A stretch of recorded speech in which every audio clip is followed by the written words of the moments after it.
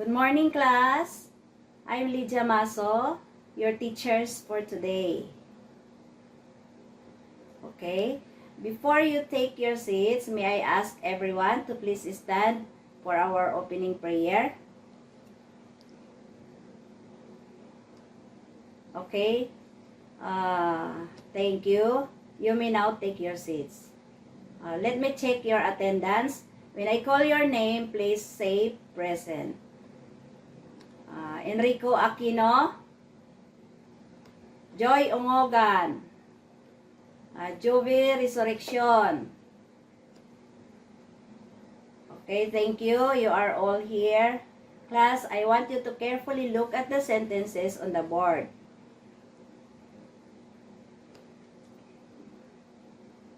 Can you see the sentences? The sentences now is here.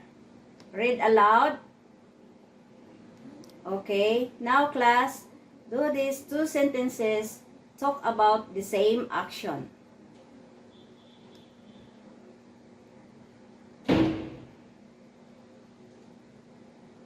Okay, that's correct.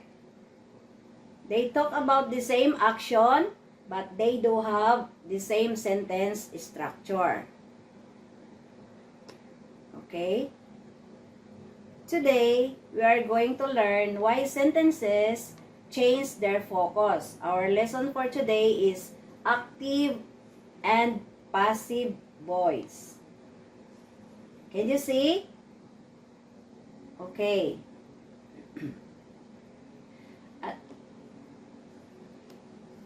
Can you see the meaning of active voice?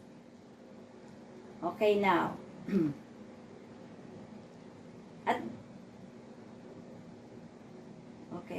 At the end of our lesson today, you should be able to differentiate active voice from passive voice. And then identify whether a sentence is active or passive. And then convert active voice sentences into passive voice. Are we clear with our objectives, class? Okay.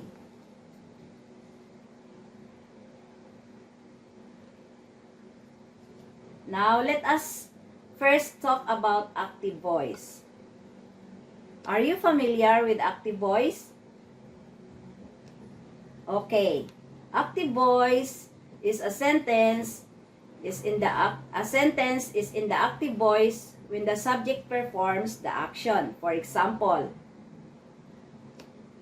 the students answer the question, who is the subject in the sentence? Okay, what did the students do? Okay. Very good. The subject is student is doing the action answered. Therefore, this sentence is the active voice. Active voice sentences are direct, clear, and commonly used in everyday communication.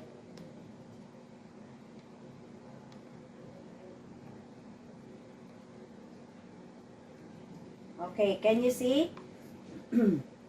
Like this question. Can you see this? A sentence is in the passive voice when the subject received the action. Okay.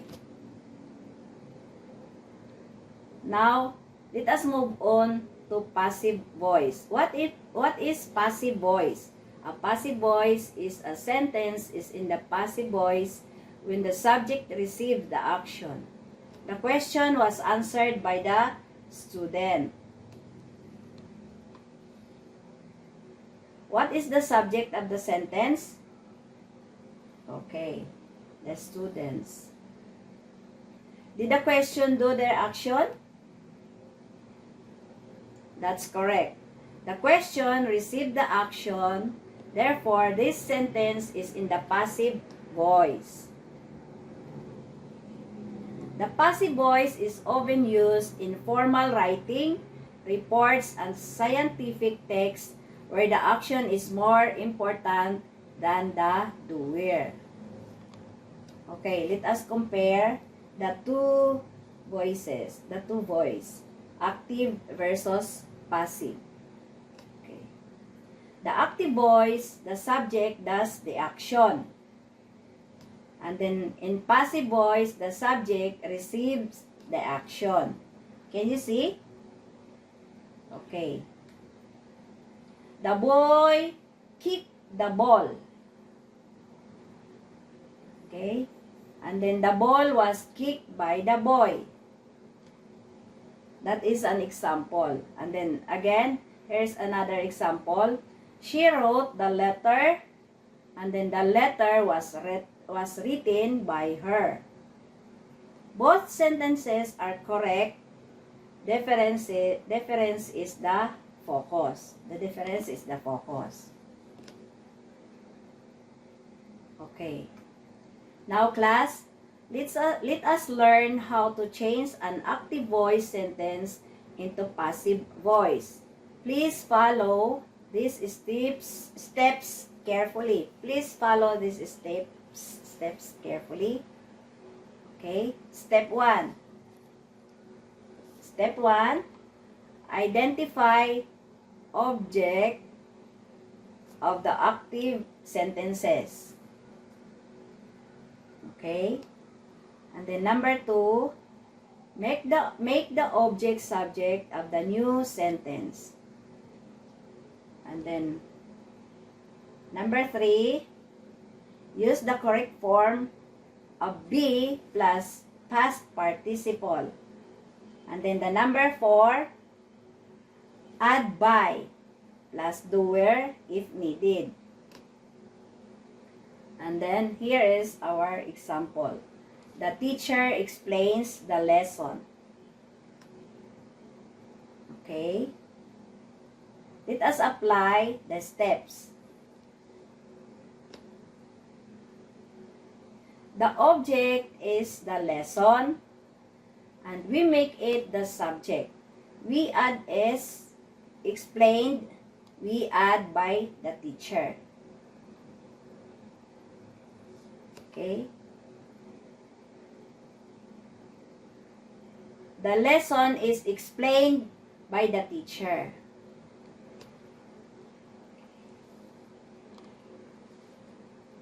Okay. Now class, let us try together. I will read a sentence. If it is active, say active. And if it is passive, say passive. Okay. The police arrested the suspect.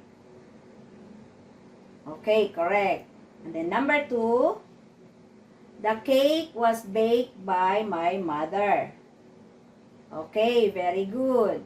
Now, let us convert this sentence together. The students cleaned the classroom. Okay. Class, what is the object? Okay, very good. So, the passive form is S. Okay. The classroom was cleaned by the students.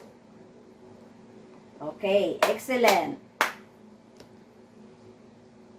Okay, get 1/2 sheet of paper and then write the active or passive. Okay. Here is our exercises. Write active or passive. There are 1 to 5. Okay. Number 1. Oh, please get your pens down. Finished. We are already finished. Okay. Number 1. What is the answer? The letter was written by Maria. Okay. The answer is passive. And then the number 2. The dog chased the cat. The answer is active. And then number 3. The teacher explained the lesson. Active is the answer. And then number 4, the dog chased the cat. The answer is active. And then number 5, the cat was chased by the dog. The answer is passive. Okay. For your assignment, convert the following sentences into passive. And then, here, number 1, the boy kicked the ball. And then the number 2, the chef prepared the food. Write this in your notebook. And then, do you have any question, class? Do you have any question? Okay, if there are no question, that's the end of our lesson for today. Thank you and have a good day.